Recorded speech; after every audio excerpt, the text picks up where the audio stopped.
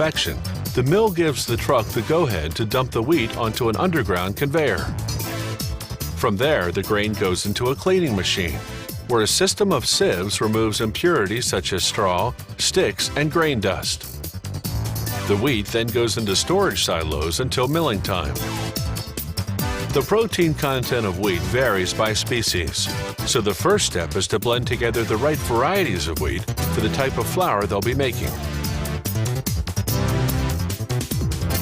From the blender, the wheat goes through a second, more intensive cleaning system that removes the tiniest of impurities, such as weed seeds and dust. On the way to the milling machines, a scale tracks production quantities. This mill's vertical production line is 5 stories high.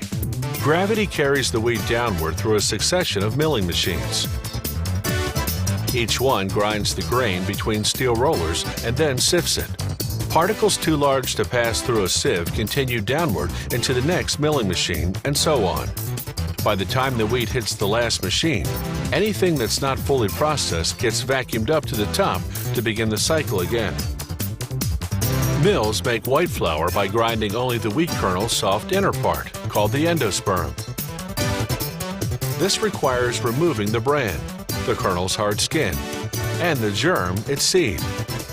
That separation begins as soon as the wheat kernels enter the very first milling machine.